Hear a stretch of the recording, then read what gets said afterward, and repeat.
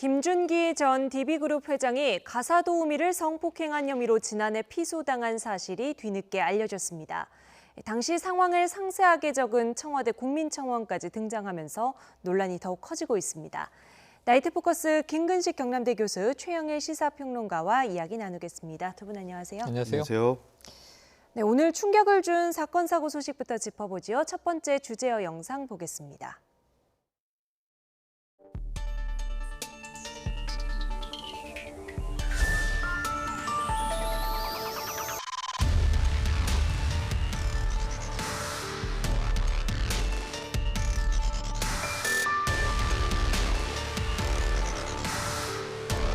김 전 회장이 음란물을 본 뒤 자신을 상대로 성범죄를 저질렀다고 주장했습니다.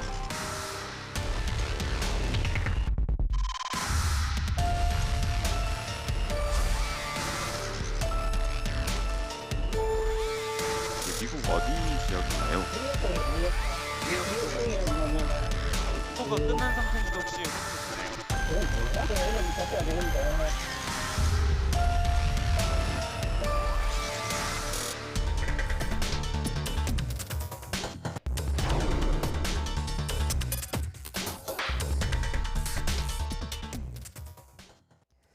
네, 김준기 전 동부그룹 회장과 관련한 성추문이 세간에 공개됐습니다. 1년이 지난 일이네요. 네네. 이게 횟수로는 3년입니다. 지금 청와대 청원 게시판에 그 피해자의 자제분이 글을 네. 올렸는데요. 구체적이고 아주 디테일한 내용들입니다. 그런데 사건은 2016년부터 발생했다고 적시하고 있기 때문에 네. 지금 2017년에 이 여비서 성추행 문제가 불거지면서 2017년에 그 그룹 회장직을 사임했고요. 네. 그 직후에 2017년 11일부터 지금 우리가 DB그룹이라고 부르는데 네. 그 이전까지는 동부그룹이었습니다. 예. 그런데 피해의 내용이 지금 이 가사도우미로 취업을 한 이 여성분을 남양주의 별장에서 여러 네. 차례에 걸쳐서 처음에는 일본 출장을 다녀와서 음란물을 보여주면서 이런저런 이제 이 음란한 이야기를 했고요. 네. 그리고는 이제 가벼운 터치로 시작을 해서 성폭행까지 발전했다는 겁니다. 네. 이 여성분은 이제 견디다 못해서 마지막 성폭행이 벌어진 이후에 그만뒀다고 하는데 지금 이 합의된 성관계라고 주장을 하고 있거든요. 네. 그러니까 관계 사실은 인정을 하고 있고 문제는 이것이 성폭행이 아니라는 주장인데 일단 그렇게 떳떳하다면 본인이 귀국을 해서 네. 조사에 임해야 되는 것 아닌가 하는 생각이 듭니다. 네. 김준기 전 회장 뭐 재계에서는 뭐 어떤 네. 이력을 가지고 있는 인물입니까? 사실 사업에서는 상당한 수완을 발휘했습니다. 25살에 창업을 한 이례적인 케이스예요. 그럼 보통 아버지의 사업을 물려받은 경우가 많은데 네. 아버지는 김진만 씨라고 공화당 의원이었고 이 국회 부의장까지 지냅니다. 네. 그러니까 뭐 집안이 세력은 있었겠습니다만 사업으로는 고대 경제학과 4학년 때 창업을 한 거예요. 네. 2,400만 원 자본금을 가지고 직원들과 3명이 창업을 했는데 이때가 1969년입니다. 그런데 바로 70년대 접어들면서 건설붐이 일어나요. 네. 미륜건설이라는 건설사를 차렸는데 지금 동부건설의 전신입니다. 네. 사우디아라비아의 공사를 수주하면서 창업 10년 만에, 그러니까 30대 중반 나이에 네. 재계서열 30위에 올랐습니다. 90년대는 재계서열 20위로 올라가고요. 2000년대가 되면서 굉장히 이제 사업을 인수합병을 통해서 확장한 결과 네. 재계서열 10위까지 갔고요.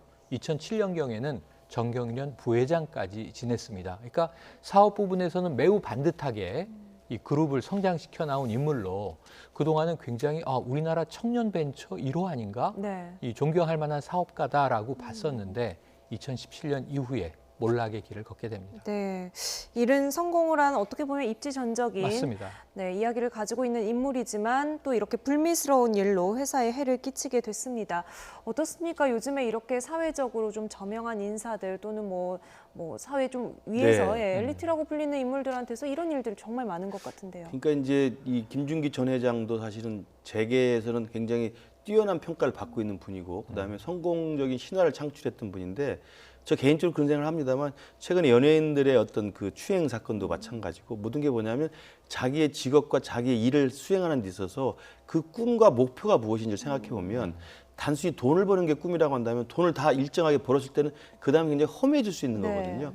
허무해진 다음에 그 다음 결국 자기 욕망과 쾌락을 쫓아가는 그런 비정상적인 행태로 갈 수가 있어요. 그래서 저는 기업에서 성공한 신화를 이끈 분도 마찬가지고 연예인으로서 정말 깜짝 스타가 돼서 성공한 분도 마찬가지고 저는 정치인도 마찬가지로 생각합니다. 그래서 각 분야에서 자기가 스스로 자기의 업무 영역과 자기의 영역에서 성공한 분들은 성공의 목표가 무엇인지 네. 성공의 목표가 단순히 그 영역에서 스타가 되는 게 목표가 아니지 않습니까? 스타가 된 다음에 어떻게 할 것인지를 생각해야 되는데 목표를 이룬 다음에 허무해져서 정말 생각하는 이런 어떤 의미에서 보면 비정상적인 어떤 행태를 보이는 건 이거 제가 볼 때 목표 이후에 그 다음 스스로의 삶의 어떤 새로운 어떤 목표 또 진정한 목표 이런 것들을 네. 잘 찾지 못한 게 아니었나 생각합니다. 네. 이런 일들이 유독 최근 들어서 많이 일어나는 네. 건지 아니면 그동안 묻혀져 있었던 것들이 맞습니다. 여러 가지 창구나 또 피해자들의 용기를 통해서 알려지는 건지 모르겠는데요. 지금 청와대 국민청원에 아들이 글을 올렸다고 하던데 어떤 내용입니까? 네, 그 내용이 이제 참 아들이 얼마나 참담하겠습니까? 네, 자신의 어머니. 어머니가 그러니까 이 어머니는 홀어머니입니다. 자녀들을 혼자 이제 키웠다고 해요. 그러다가 이 식당을 하셨는데 사업이 잘 되지 않아서 망했고 이제 빚을 지게 되셨겠죠. 네. 그런데 이제 가사 도우미 일이 나서 자, 이 일을 하면서 돈을 모으면 다시 작은 가게 하나 열 수 있지 않겠는가?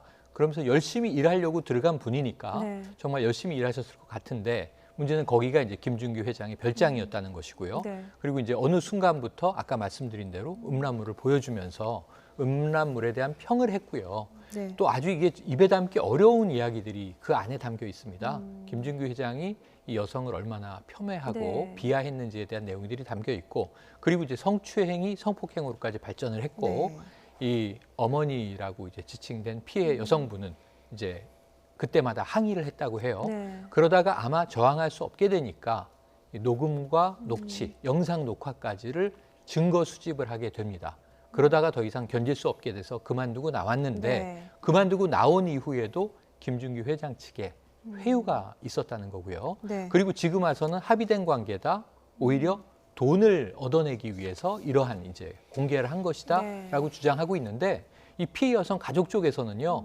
이 계좌 공개까지 경찰에 제출을 하면서 우리는 떳떳하다고 네. 이야기를 하고 있기 때문에 진위는 경찰 수사로 밝혀질 건데 예. 제가 깜짝 놀랄 대목은 그 글을 읽다 보면 관리인에게 호소를 합니다. 네. 그러니까 이제 이 회장님이 저를 이렇게 대하고 있습니다. 그랬더니 관리인이 얘기하기를 회장님이 서민적이어서 그렇다. 당신이 참아라 이런 얘기를 했다는 건데 네. 저는 여기선 정말 분노가 치밀어 오릅니다. 예. 서민이 이러고 삽니까? 그러니까 우리나라에서 초상류층이잖아요. 네. 우리가 흔히 셀럽이라고 부르는 이 삶을 사시는 이 대그룹사의 회장님이잖아요. 네. 근데 회장님이 서민적이어서 당신을 건드렸다라고 관리인이 무마를 시도했다고 네. 하니 전 지금 사고방식이 어떻게 된 건지 네. 이 부분에 대해서는 지금 정말 아까 말씀드린 대로 떳떳하면 들어와서 수사에 응하는 것이 맞는 수순이다. 이런 네. 말씀 다시 한번 강조드리고 싶습니다. 우리가 들어도 참담한데 이런 이야기를 어머니에게서 직접 듣는 글쎄 아들의 말입니다. 마음이 어땠을까? 참 아니 마음이- 어머니가 그만두겠다고 하는데 네. 이 자식이 너무 이 통안에 글을 올린 것이 어머니 조금만 참고 우리 생활이 나아질 테니까 누군가 이제 경제 활동을 해야 되잖아요. 무슨 봉준호 감독의 이 기생충이 떠오르는 네. 그런 대목인데 어머니 참고 조금만 더 일하세요라고 자녀가 얘기했는데 돌이켜서 생각해 보니까 그때 우리가 어머니에게 무슨 말을 한 건지 네. 스스로 아주 너무너무 한탄스러운 후회가 된다는 거예요. 이 자녀분의 마음도 그렇고 네. 이 어머니는 어떤 심경이 있을까도 그렇고 거기에다 대고 서민적인 분이니까 당신이 참아라라고 이야기한 관리인의 말은 무엇이며 우선 이 지금 범죄 혐의를 강하게 받고 있는 네. 김준기 회장의 이야기도 듣고 싶은 대목이네요. 네, 아직 뭐 진위가 뭐 밝혀지진 않았고 경찰 주장이죠. 수사가 네. 진행이 돼야 되는 부분입니다만 일단 지금까지 나온 정황만으로는 그렇습니다. 공분을 사게 충분해 보입니다.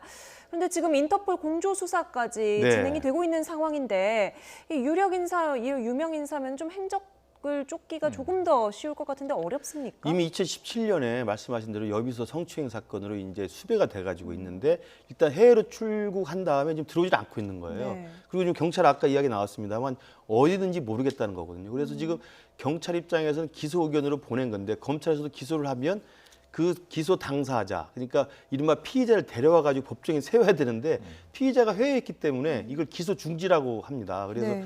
공소권을 가지고 공소의 대상인 사람을 데려와서 재판장에 세울 수가 없을 때 기소 중지가 돼 있는 건데 기소 중지 상태로 지금 2년 넘게 돼 있는 겁니다.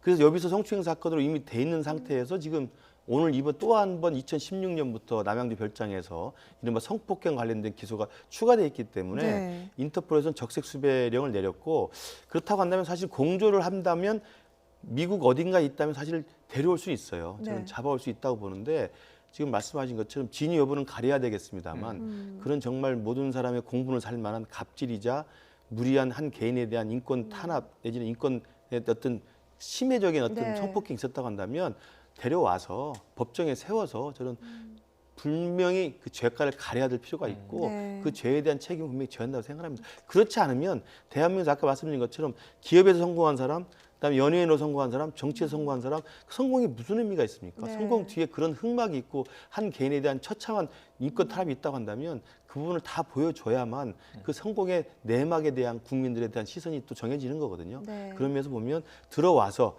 할 수 있기를 바랍니다만 제가 볼 때 들어올 사람은 아닌 것 같아요. 네. 그래서 인터폴에서 적극적으로 수배해서 사실 수송을 하면 잡아올 수 있다고 생각합니다. 네. 데려오면 법정에 세워서 법의 엄정한 판단을 받고 죄과를 치러야 되지 않나 싶습니다. 네. 지금 경찰 수사가 어떻게 진행되고 있는지 경찰의 설명 잠시 들어보겠습니다. 성폭행이랑 성추행 이렇게요. 예, 그러냐고 여기서 있잖아요. 여기서 하고 난 뒤에 가사도우미가 다시 고소 들어오지. 인터폴에서 알아서 해야지. 그쪽에서 데려가요. 우리가 못 데려가잖아요. 좀 시켜야지. 이게 인터폴에서 알아서 하기만을 기다릴 수밖에 없나요, 수사 네, 상황이? 이제 뭐 우리 경찰이 지금 뭐 뉴욕 쪽에 있다. 그럼 미국을 가서 풀어서 움직일 수는 없는데 사실은 이런 경우에 미국에서는 이 범죄자를 어떻게 또 추적하냐면 사립 탐정들이 있잖아요. 네. 그러니까 결국은 이제 경찰도 이제 수배를 해서 쫓겠지만 다양한 방식으로 결국은 찾아냅니다. 저는 지금 이 대목에서 뭐가 떠오르냐면 바로 일전에 벌어졌던 일인 정태수 한복으로 네. 회장 생각해 보세요. 결국 2,225억의 세금을 받기가 어려워진 상황에서 네. 추징하기 어려워진 상황에서 국고는 국고대로 이게 정말 난감한 상황이 된 거고요. 네. 그 개인은 그럼 2천억 원대 세금을 안 내고 해외에서 사망해서 성공한 삶이냐? 결국 그렇지 않지 않습니까? 네. 그 이 사남 정한근 씨는 이제 잡혀 들어왔습니다만 아버지 얘기할 때마다 통곡을 하고 있다는 상황이잖아요. 그럼 결국은 저는 김준기 회장이요. 네. 지금 70대 중반입니다. 이 나이에 지금 해외 도피를 계속하면 어떤 문제가 생기냐면 본인이 일군 기업에도 그 브랜드 이미지에도 타격이 있고요. 네. 이미 이제 여비서 성추행 때 저런 인물이었나 상당히 좀 많은 국민들이 당혹했습니다만 네. 이번에는 오래 도피할 생각을 하면 본인만 손해예요. 결국은 저는 이 자수하고 네. 자진 귀국해서 조사에 임하는 게 옳을 것 같고 뭐 상당히 또 이제 유능한 변호인들을 많이 쓰지 않겠습니까? 그런데 결국은 과거처럼 이제 오래 숨어 다닐 수는 없고 정태수 회장의 경우에는 정말 여러 나라를 전전하면서 그야말로 신분 세탁까지 했는데 김준규 회장이 이 성추행과 성폭행 때문에 네. 남은 여생을 해외에서 살아야 되겠습니까? 빨리 들어오시라고 네. 자수가 최선의 방법이다라고 말씀드리고 싶고 그렇지 않으면 결국 20년, 30년 도피 못한다. 이 인터폴에 네. 잡혀서 들어오게 될 것이다. 미국 현지 경찰이 저는 어느 시점부터는 움직일 거라고 생각을 해봅니다. 지금까지는 김 전 회장 측의 뭐 입장이나 해명 없습니까? 해명은 이런 거죠. 합의된 성관계다. 이 이야기가 나왔다는 건 이 고소가 들어온 것과 이 보도를 알고 있다는 얘기예요. 네. 알고 있지 않으면 측근을 통해서 그건 이런 사안입니다라고 전원이 전해지기가 어렵겠죠. 네. 그럼 사실은 지금도 이 언론 보도를 예의주시하고 있을 수 있습니다. 그리고 이 사건이 미국에도 알려지게 되기 때문에 네. 교민사회에 목격자가 등장할 수도 있고요. 네. 미국에서 백주대낮에 돌아다닐 수가 없잖아요. 그리고 미국 경찰이 아마 이 수배가 내려졌기 때문에 체포하게 될 텐데 자, 미국도 땅은 넓지만 우리와는 가까운 사회이고 결국은 오랜 시간 도피할 수 없다. 그렇다면 네. 결국 들어오게 되지 않겠는가 추정을 해봅니다. 네.